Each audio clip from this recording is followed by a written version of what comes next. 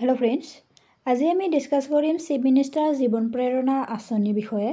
Chief minister Himanta Biswa Sarma ছাৰে CM জীৱন প্ৰেৰণা আঁচনি মুকলি কৰি দিয়া হৈছে আৰু কেতিয়া আবেদন ষ্টাৰ্ট হ'ব আৰু কোন লোকে আবেদন কৰিব পাৰিব এইবোৰ আজি আমি ডিছকাছ কৰিম। যদি ভিডিঅ'টো ভাল লাগে লাইক কৰিবা, কমেণ্ট কৰিবা আৰু ছাবস্ক্ৰাইব কৰিবলৈ নাপাহৰিবা।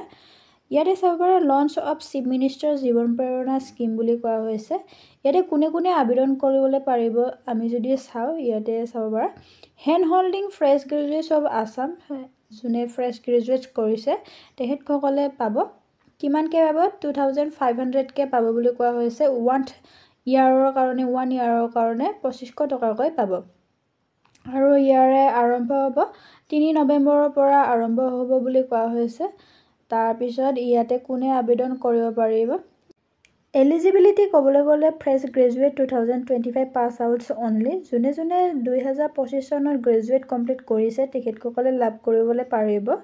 তাৰপিছতে অসমৰে হ'ব লাগিব, অসমতে পঢ়ি গ্ৰেজুৱেট কমপ্লিট কৰা হ'ব লাগিব আৰু প্ৰাইভেট ইনষ্টিটিউশ্যন আৰু অ'পেন ইউনিভাৰ্চিটিসকলে লাভ নকৰিব বুলি কোৱা হৈছে আৰু আছামৰ ৰেচিডেণ্ট হ'ব লাগিব, আছামৰ বাসিন্দা হ'ব লাগিব বুলিও কোৱা হৈছে।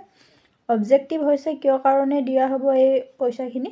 ছাপৰ্ট ফ্ৰেছ গ্ৰেজুৱেশ্যন ইন দিয়াৰ জব চাৰ্চ, যোনে চাকৰি বিচাৰি আছে তেখেতসকলৰ কাৰণে দিয়া হ'ব। কিহৰ কাৰণে এইবোৰ দিয়া হৈছে?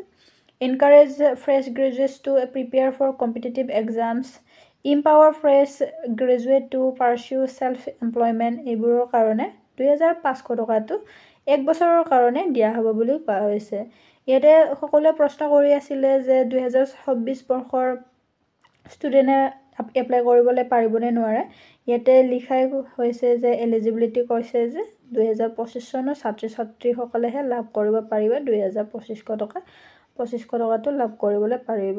এইখিনিয়ে আৰু ধন্যবাদ জনাইছোঁ আৰু কেনেকৈ আবেদন কৰে যদি লাগে আপোনালোকে কমেণ্টত লিখিবলৈ নাপাহৰিব।